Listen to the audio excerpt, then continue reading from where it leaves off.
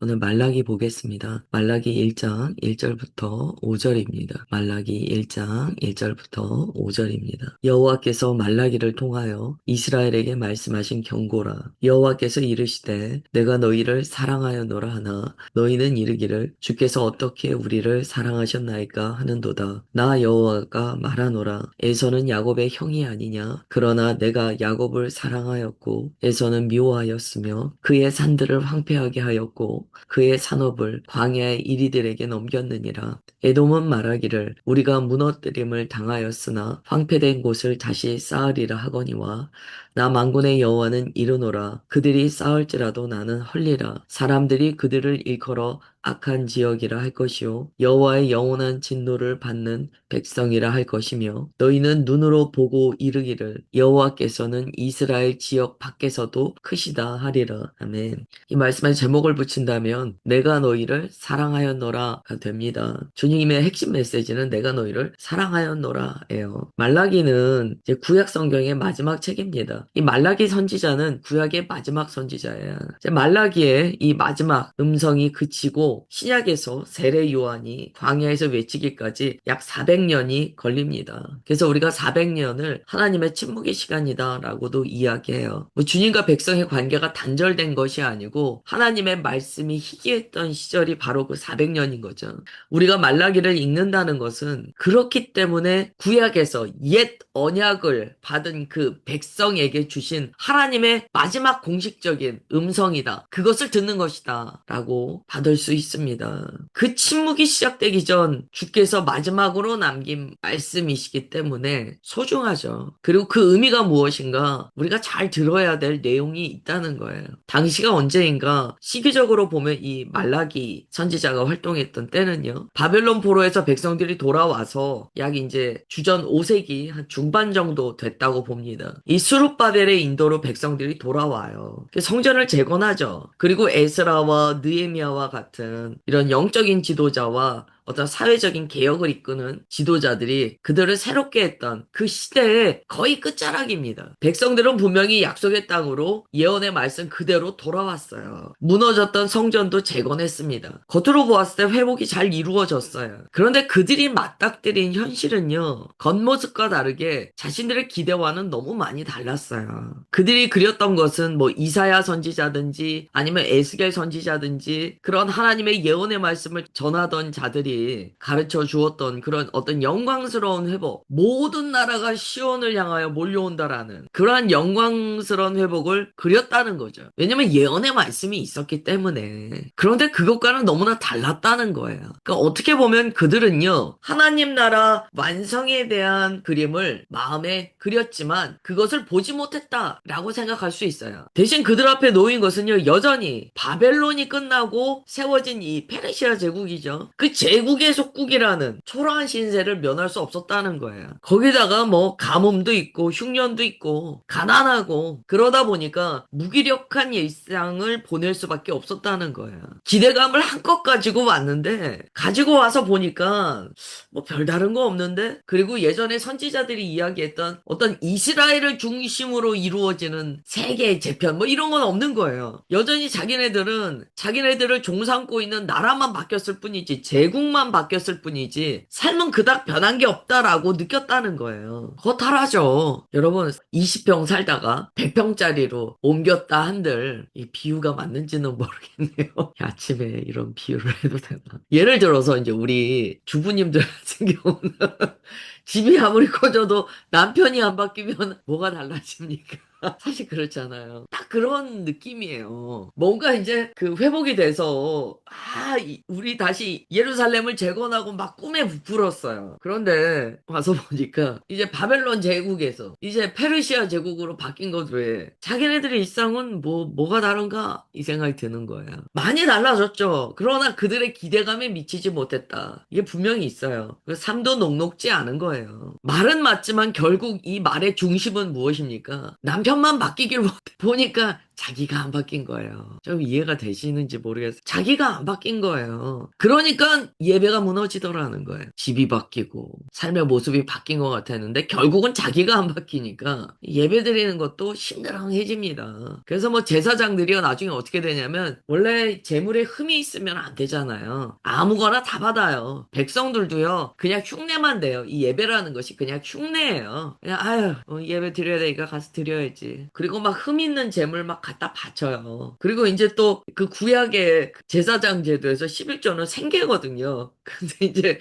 그것도 이제 도둑질이 일어나는 거예요. 그러면서 이제 예배는요, 없어진 건 아니에요. 그러나 보면 다 그냥 심드렁하게 앉아있고, 별로 그렇게 막 마음도 없고, 그냥 형식도 대충 하는 그런 껍데기 중에 껍데기만 남아있는 거예요. 그런데 아주 재밌는 현상이 나타납니다. 이게 이제 뭐가 문제인가를 봐야 돼요. 백성들 안에 어떤 생각이 자리 잡기 시작하냐면 우리가 어떤 자기 안에 불만족이 있을 때는요. 자기 안에서 원인을 찾지 않으면 항상 남에게 원인을 찾아요. 바깥에서 원인을 찾습니다. 이스라엘 백성들이 이거 왜 그럴까? 왜 내가 예배도 힘들어하고 왜 내가 사는 게 재미가 없지? 왜 무기력하지? 그 화살표를 어디에다 돌렸냐면 이들이 이제 이스라엘 백성이잖아요. 종교인들이에요. 종교인들은 이런 문제가 생길 때 딱 나오는 태도가 있습니다. 하나님이 어떻게 나한테 이렇게 하실 수가 있어. 그 엄한 화살표를 하나님께 쏘는 거예요. 그래서 그들이 이제 얘기하는 거예요. 하나님이 정말 우리를 사랑하셔? 아니, 하나님이 우리를 사랑하시는데 어떻게 내가 이렇게 무기력하게 살 수 있어? 어떻게 이렇게 힘든 현실이 있을 수 있어? 이렇게 생각하기 시작했다는 거야. 근데 하나님은 누구이신가? 우리의 폐부를 찔러 쪼개시는 하나님, 감찰하시는 하나님이에요. 우리가 스치듯한 속생각도 주님께서는 다 아신다는 거예요.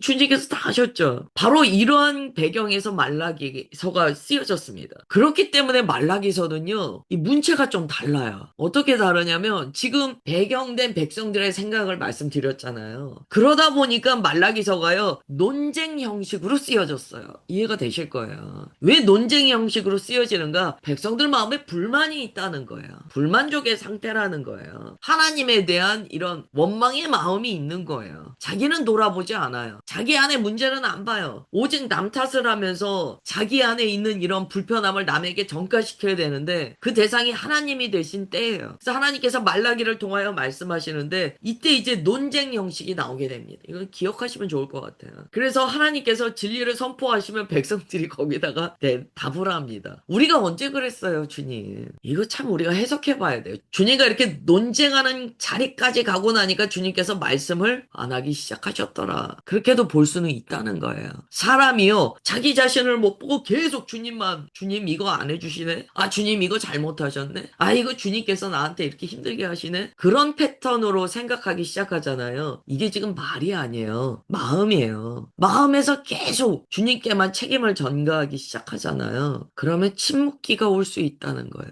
이 그리스도인들 묵상해야 됩니다.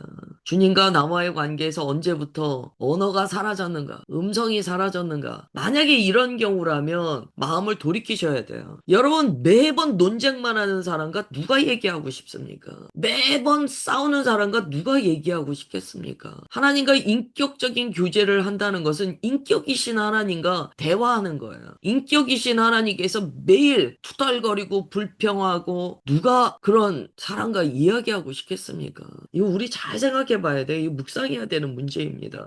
책에는요, 이런 논쟁이 7번이나 나와요. 7번 나온다는 것 자체가 7번이 이제 완전수기 때문에 좋은 의미의 완전수지만 어쨌든 7번 나왔다는 것은 늘상 주님을 향한 태도가 그렇다는 거예요. 그냥 아버지께서 무슨 말씀하시면 그냥 아멘이 순순히 안 나와요. 왜요? 내가 왜 이거 해야 되는데요? 주님 왜 그렇게 말씀하세요? 안 되는데요? 계속 딴지를 거는 거예요.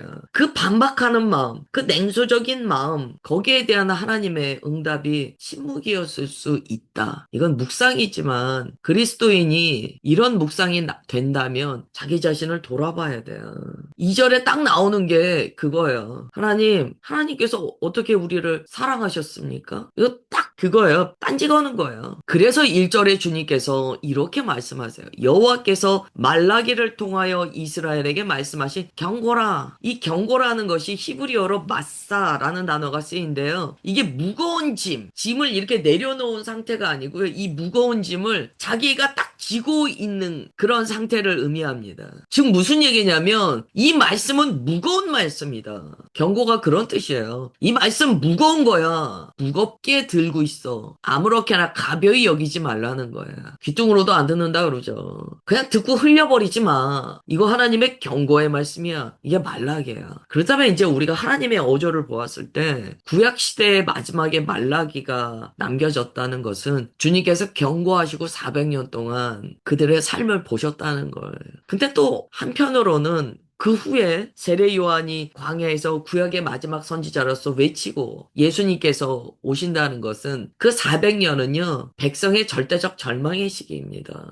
하나님과 쟁론하던 자가 자기 맘대로 살아봐도 아무것도 안 되던 시기예요. 그리고 그 아무것도 안 되는 비루압이 극에 달했을 때 예수님께서 오셨다는 거죠. 그래서 말라기는 어떤 의미에서 본다면 주께서 경고하시고 그래 마음껏 살아보렴. 딱 그런 포인트일 수도 있어요. 이 말라기라는 이름 자체가요. 나의 사자, 나의 메신저 이런 의미예요. 그러니까 하나님께서 마지막에 말라기 하나님의 메신저를 통하여 말씀하시고 침묵하셨어요. 이렇게 마음이 냉랭하고 의심이 가득 차 있는 백성을 향해서 하나님께서 가장 먼저 꺼내신 말씀이 뭐였을까요? 뭐였을까요? 이런 괘씸한 너 이럴 수 있어? 이게 아니에요. 하나님이 누구이신가를 우리가 알아야 돼요. 2절에 보면 주님께서 뭐라고 말씀하시냐면 내가 너희를 사랑하였노라. 진짜 이해 안 되는 구절이에요. 백성들이 이렇게 주님을 향하여 삐딱선을 타고 쟁론하고 매일 주님 앞에 책임을 전가하며 하나님이 뭐 이래? 하나님이 나를 사랑하시기나 하셔? 이러고 있는 그 상태에 주님께서 이렇게 말씀하세요. 내가 너를 사랑하였노라. 하나님은 사랑이시라. 이 말씀을 보면 우리가 알 수 있어요. 그냥 교회 안에서요. 맨날 타락한 제사를 드리고 하나님께 드려야 될 거룩한 것들은 다 도둑질해 가고 그냥 입은 더러워져서 예전에 심하게 이런 비유 하잖아요. 왜 입이 거친 사람들. 요즘에는 이런 비유 잘 안 쓰시는 것 같아요. 저 학교 다닐 때는 그런 말씀 하셨어요. 입에 걸레를 물었어? 죄송해요, 아침에. 근데 정말 이스라엘 백성의 입이 그랬어요, 그 당시에.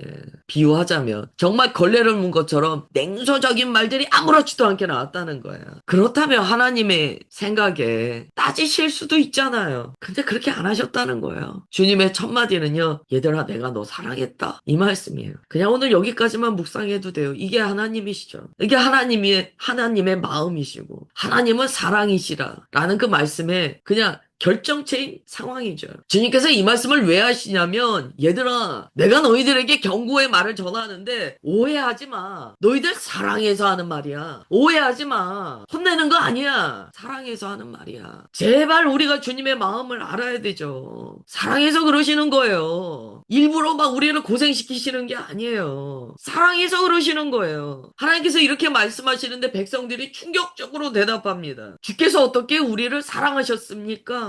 도대체 언제 우리를 사랑하셨다는 거예요? 증거가 어디 있어요? 그저 주님께 딴지만 거는 거예요. 언제요? 어떻게요? 그때 주님께서 역사적으로 그들이 반박할 수 없는 구체적인 증거를 말씀하세요. 예, 에서와 야곱이 있지 않았니? 이스라엘, 야곱으로부터 출발했다. 그 야곱을 내가 사랑하지 않았니? 내가 에서보다 야곱을 사랑해서 너희들이 이 자리에 있는 거 아니니? 에서를 미워하였으며 라고 말씀하시는데 이거는 에서를 감정적으로 미워하셨다 이런 뜻이 아니에요. 야곱을 택하셨다는 거예요. 이건 선택의 말입니다. 여러분 이거 조심해서 읽으셔야 돼요. 아 그러면 하나님께서 에서의 족속은 미워하셔? 증오하셔? 아니에요. 하나님의 경륜 안에서 야곱을 택하셨다는 거예요. 선택하셨다는 거예요. 그들을 이스라엘 삼으셨다는 거예요. 그리고 제사장 나라 삼으셨다는 거예요. 다른 사람을 소외시키고 제외했다는 것이 아니고 하나님의 선택에 관한 증거를 주세요. 내가 너희들을 택했잖아. 원래는 에서한테 가야 될 거였어요. 그런데 하나님께서 선택하셨다는 거예요. 나의 경륜 안에서 내가 너를 향한 계획을 가지고 있었기 때문에 내가 너를 택했어. 그런데 여기에서 뭐가 들어가야 되냐면 그러면 이스라엘이 야곱이 택할 만해서 택하셨습니까? 아니에요. 인격적으로 에서보다 야곱이 훌륭했습니까? 사실요 에서와 야곱을 객관적으로 우리가 봤을 때요 에서가요 더 형제답고요 에서가 더 성격이요 사실은 더 담력이 있고 남자다워. 더 남자다워요. 야곱이요? 머리만 굴리고 앉았어요. 힘은 없어요. 머리만 굴리고 앉았어요. 어떻게 해서 내가 누구를 이용해 먹을까? 어떻게 해서 내가 여기서 살아남을까? 그런데 하나님께서 이스라엘을 택하셨다는 거야.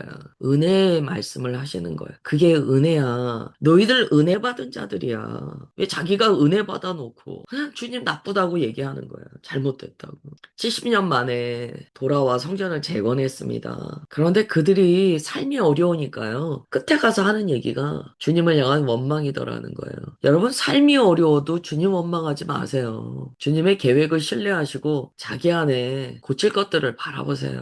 이 마지막 말라기의 상황을 보면 마치 사람들이요. 하나님과 대치하는 것처럼 이런 태도를 갖습니다. 굉장히 뻣뻣해요. 그리고 자고하게 생각하고 말하는 것에 대한 두려움이 없어요. 아무 말이나 막 합니다, 보면. 이제 우리가 한 주간 말라기를 볼 건데요. 우리 자신을 좀 말라기를 통해 돌아보시면서 주님의 그 사랑하시는 그 온전한 심령 안에 삶의 회복을 경험하시기를 주 예수님의 이름으로 축원합니다. 기도하겠습니다. 하나님 아버지, 주님께서 침묵하시기 전 백성들을 향하여 말씀하신 그 음성을 오늘 우리가 들었습니다. 어쩌면 이 시대는 가면 갈수록 주님의 음성에 부요를 누리는 자와 가뭄을 누리는 자로 나뉘고 있다라는 생각이 듭니다. 주의 말씀 안에 거하게 하옵소서. 주의 침묵의 시기에 여전히 주의 음성을 듣는 자가 있었으며 결국 주님의 음성 안에 거하던 세례 요한이 마지막 선지자로 일어난 것처럼 우리도 세례 요한과 같이 그 침묵의 시기에 주님과 교제하며 오실 예수님을 기다리는 백성 삼아 주옵소서. 주님, 그렇게 우리를 붙들어 주심을 믿사오며 사랑하는 주 예수님의 이름으로 기도드리옵나이다. 아멘.